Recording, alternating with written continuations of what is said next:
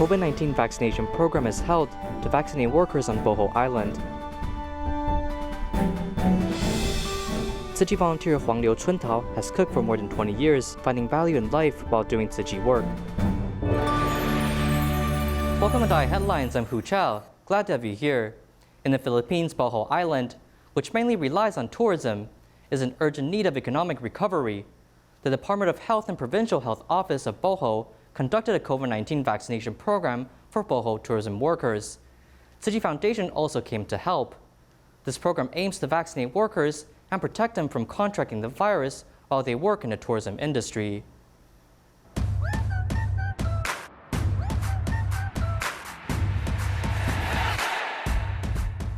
Bohol Province is a popular tourist destination with its beaches and resorts, where it's the most popular attraction.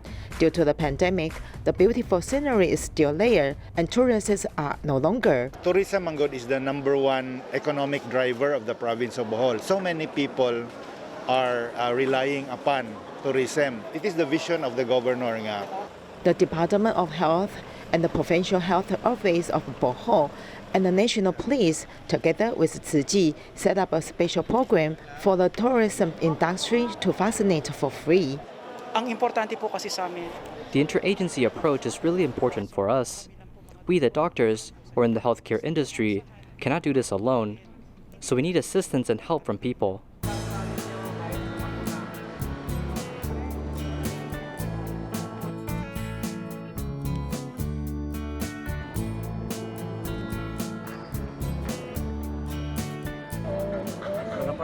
Dapat na tumatagan as much as We should give the vaccine as much as possible to people to achieve the herd immunity. para makakuha tag herd immunity. I am so happy that I am now fully vaccinated. I took the vaccine because it helps me more protected from the threat of the virus, so that we can return to the workplace soon.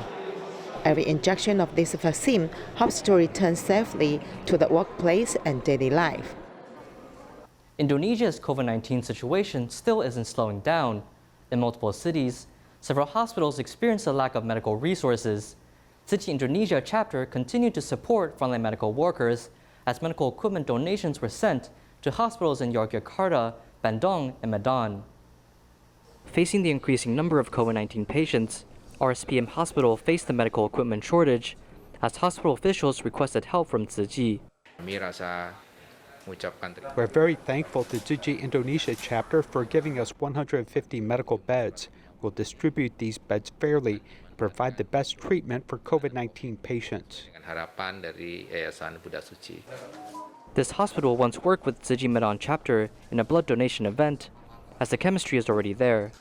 Semoga dengan sumbang This batch of medical bed donations isn't just for the occasion of COVID-19. In the future, these beds can help citizens of Medan receive the most complete medical service. dan sekitarnya. On the other end, in Bandung, a Special Forces Training Center is responsible for transporting COVID-19 patients, as they are in need of ambulances. Tzu Chi volunteers are here to help. We know that during the pandemic, COVID patients have been increasing.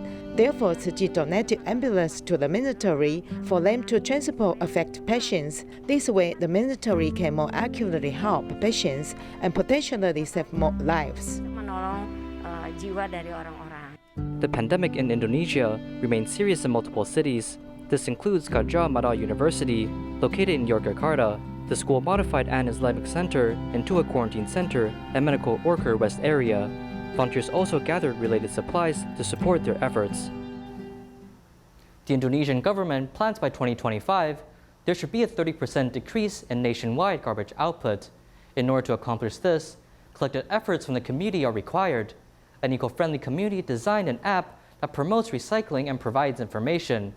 The startup hopes to promote green economy and reach their goal within 5 years.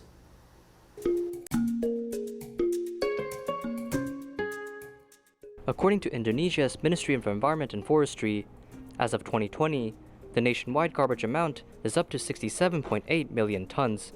This means that amongst the 270 million citizens in Indonesia, 185,173 tons of garbage is produced on a daily basis. Especially during the pandemic, citizens often resort to online shopping. Thus, family and medical garbage increased by 30%. In order to solve this issue, a local community developed an app with the main goal of promoting recycling and green economy. Since many citizens are unfamiliar with categorizing garbage, this recycling app system has established community rules, regulating the management and organization of garbage, further reducing garbage output. Menurut saya sangat penting karena kedepannya kita. This is very important to me because in the future the garbage amount will increase as mankind purchases more items. Garbage can't be eliminated from the ecosystem because it is a product. And people keep on buying things, there will be an increasing amount of garbage. So our goal is not to eliminate garbage, but to utilize it, turning it into something with economic value. To me, green economy and circular economy are very important. Bisa dibilang ekonomi hijau atau circular economy is very important lah for us. As a promoter for recycling, the eco-friendly community continues to serve the public from management, planning to execution. The app's final goal is to become a professional garbage management service provider, hoping to serve citizens dealing with kitchen waste. Harapannya sih menurut saya justru semakin banyak pemain yang bisa menawarkan jasa ataupun bergerak di bidang pengelolaan. As of now, many vendors start to provide garbage management services. We can't do this alone. So if more people join the industry, we can solve the garbage problem in Indonesia and reach our goal. Secara bertanggung jawab, sehingga kita bisa mencapai kapasitas yang seharusnya untuk bisa menyerap sampah-sampah tersebut. In the future, this eco-friendly community will continue to support movements based on garbage management, helping the government reach its goal, which is to eliminate nationwide 30% garbage output. Lu Bingxun, a traditional Chinese medicine physician at Taipei Tzu Chi Hospital, was originally a PhD in chemistry and was involved in the development of many drugs. However, it was not his original intention to stay in the lab every day because he really wants to help people. He serves as the head of Research Institute, helping patients on the front line. His skin is dry and itchy all over, with pustules and acne appearing on the head and back. I've been scratching all the time. It's really itchy. Mr. Xiao, who has been on kidney dialysis for nearly 15 years, started to suffer from uremia and has experienced itching on his upper body 7 years ago. Due to the extreme itching, he often scratched unconsciously, leaving no part of his skin unaffected. It became more serious when he slept at night. Even people next to him are affected. He just keeps scratching and the wild bat will shake. I'll be woken up by him. All his clothes, back, collar, hands and sleeves are all blooded and it's quite terrible. 手、袖子全部都沾血，很可怕。 According to statistics, as many as 90% of patients with end-stage renal dialysis suffer from uremia and pruritus. TCM physician Lu Bingxun saw the patient suffering, so he wanted to explore the cause of this disease. The patient says that many symptoms have not improved. It may be that there is still a large number of theories and mechanisms behind this. Some things have not yet been thoroughly understood, so this is the time. I hope traditional Chinese medicine can find some answers or auxiliary methods to combine Chinese and Western medicine to relieve the suffering of patients. Lu Bingxun was originally a PhD in chemistry at National Tsinghua University. He was involved in drug research and development for biotechnology companies. He wanted to relieve the suffering of patients, and he often stayed in the laboratory every day. He felt this work was taking him further and further away from patients, so he wanted to work and study at the Tzu Chi University and got a degree from the Department of Traditional Chinese Medicine. After graduation, he served at Taipei Tzu Chi Hospital. This is where he had the opportunity to cooperate with Dr. Guo Keling, a uremia specialist in the nephrology department, allowing him to specialize in the treatment of uremia and pruritus. Slowly we had some discussions, and everyone came to a consensus and began to say, let's seek out some articles first. We will then announce that we are starting to accept cases. We will try to accept cases of people who are itching, and what is the reason or what is the cause of these itching problems. After finding out the possible causes first, let's see if we can use the Chinese medicine perspective to prescribe the right medicine for the symptoms. Lu Bingxun read hundreds of domestic and foreign literatures for uremia and pruritus and summarized traditional Chinese medicinal materials and their curative effects, even prepared TCM ointments and medicated bath packs. There are 3 traditional Chinese medicines that can be helpful to him. This is the core of the treatment, which includes Tribolus terrestris, Lygostecium stratium, and rhubarb. In fact, it also confirms our previous TCM medicine believed that Tribolus terrestris can remove the wind and stabilize nerves. Ligustrum stratum is a medicine that promotes blood circulation. Rhubarb is well known for clearing heat and detoxifying the body. I'm really serious about applying this medicine twice a day. We don't wring it out too much and rub it in quite hard. We try to let the vapor of the herbs go into the skin as much as possible. We let it soak into the pores.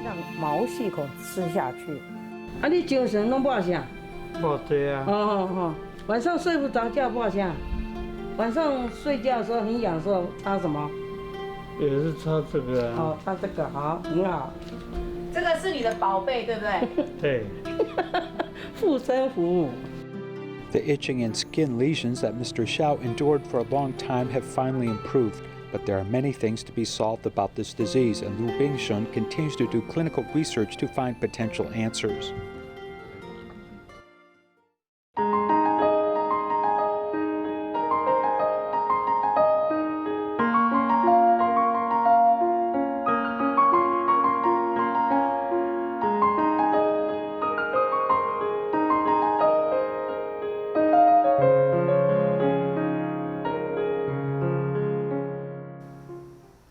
A Tzu Chi volunteer, Huang Liu Chuntao, lost her husband and father one after another in the year of the September 21st earthquake. That year was the most difficult time in her life. Because she heard the master say, when walking, as we step one foot forward, we lift the back foot up. This cheered her up. At the time, because of the lack of kitchen volunteers in Tzu Chi Project Hope, she joined the kitchen as a cooking volunteer. She has served as a helper for banquet occasions and has learned a good cooking skill. Cooking for more than 20 years, she has found value of life while doing Tzu Chi work. Let's take a look at her story to learn more.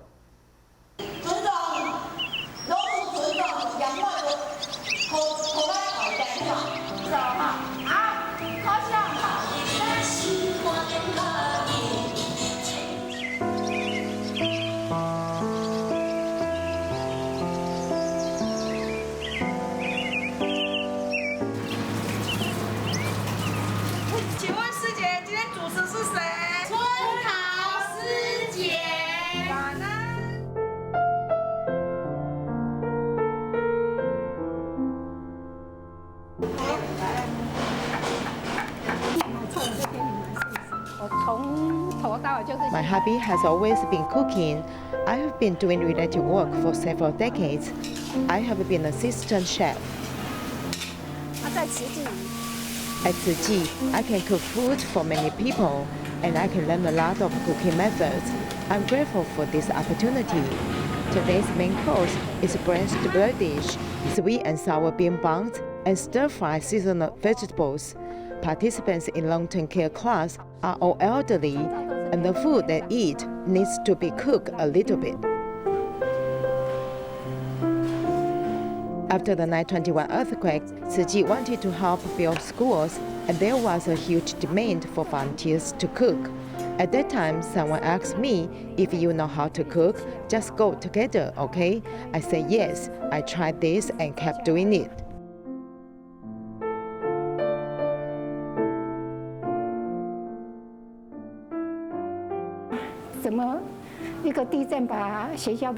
The earthquake damaged the schools and need to be rebuilt.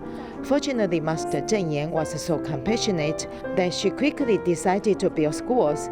At that time, I was studying in an intention school in Dongsi Junior High. After the earthquake, the school collapsed. Then I completed the years of studying in a temporary school. I only returned to the new school the year I was about to graduate. I'm really grateful. It's really good to see the new school.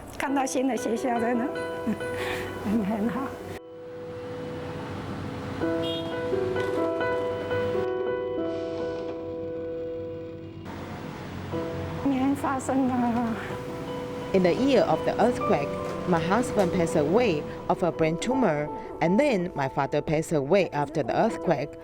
I have been working hard during this time. I was engaged in the work of the planting flowers, and it was also affected by the earthquake. Therefore, after I ended the work of the planting flowers, I became involved in Tzu Chi's mission. During the volunteers training, I listened to the master saying that we should let go of yesterday and focus on today. I kept this sentence in my mind and slowly let go of the past.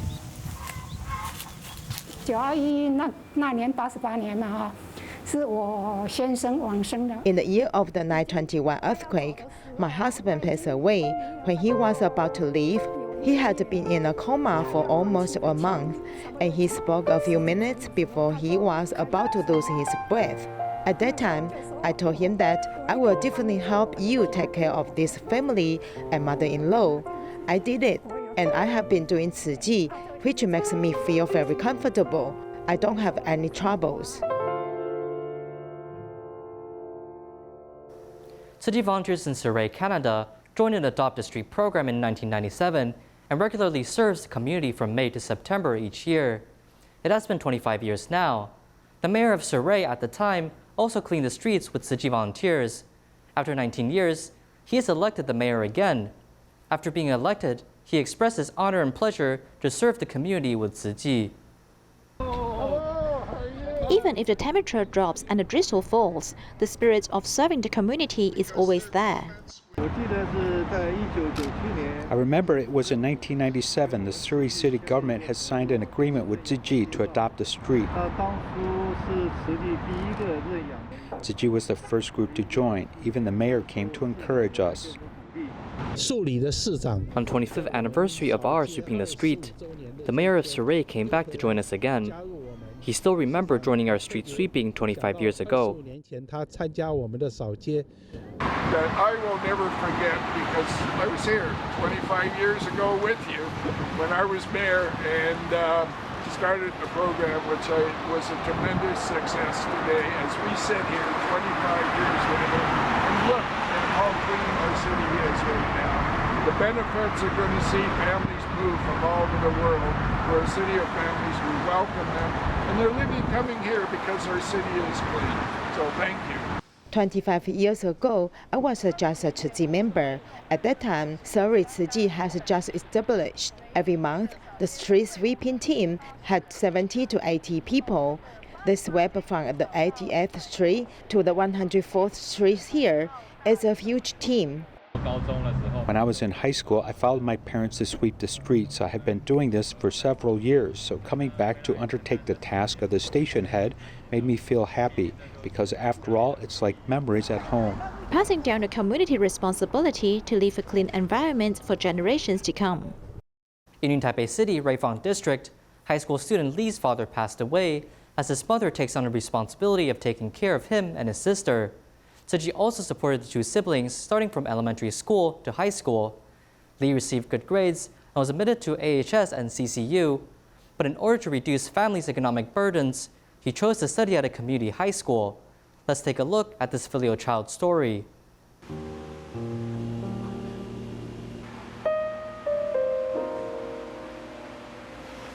Late at night, Beaton is doing calligraphy. I learned calligraphy throughout my 6 years in elementary school and 9 or 10 years during middle school. He works very hard, and he also doesn't need others to monitor what he's doing. He will manage himself. Lee's father passed away early, leaving the mother alone to take care of the family. Since youth, Jiaquan saw the hardships his mother has to go through.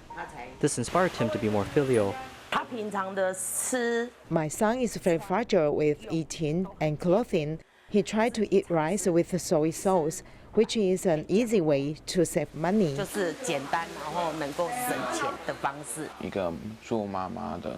As a mother, she has to be a mother and father. Sometimes she also has to be like a friend. My mother takes on all the economic responsibilities, so she actually has to take on many roles. It's very tiring.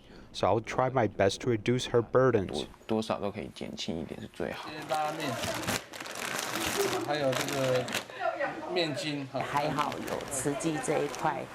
I'm glad Tzu Chi brothers and sisters help me a lot.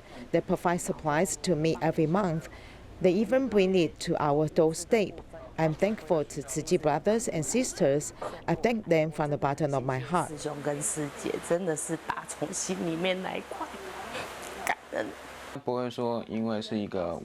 Tzu Chi volunteers won't say directly they are here to help or have an arrogant attitude.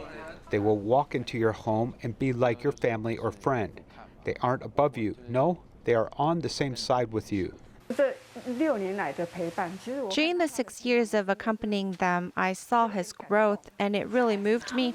He's so young, yet he understands how to appreciate his mother's hard work. He knows his mother's economic situation, so he always looks out for his mother. Out of the laptops Tzu Chi has given to students, we have given him one laptop for him to use. Receiving the Mayor Award since elementary school, Li Jiaqun was admitted to AHS and CCU. Yet in order to care for his mother and sister and to reduce family economic burdens, he decided to enroll in a community high school. His choice was never for himself. As he started to give back to society, Li's existence proves to be a blessing to the family. I want to give back to society and to give back to Tzu Chi uncles and aunties for helping me. I'll do so within my abilities. In southern Taiwan, a charitable group has been building bridges and paving roads for many years, completing more than 600 bridges. Amongst the volunteers, there is a grandma who is 107 years old. Despite her old age, she insists on raking sand. Grandma has been volunteering since she was around 60 years old, making her a role model for people around her. With the support of people, Grandma Lu Lingjing, who is 107 years old, has taken up the shovel and raked the sand agilely.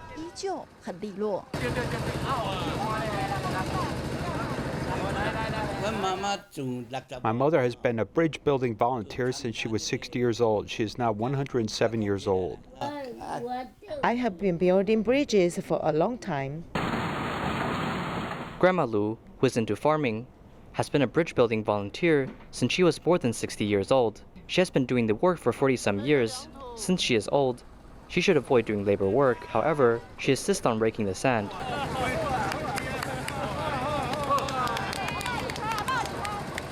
Every time, people say it's enough. 5 dustpans are enough. People said it is enough. She would say, let me rank some more. Seeing her spirit, we are very touched. Hong Kong and Macau Taiwanese Association of America have come to visit Grandma in Taiwan and taken Grandma to Hong Kong.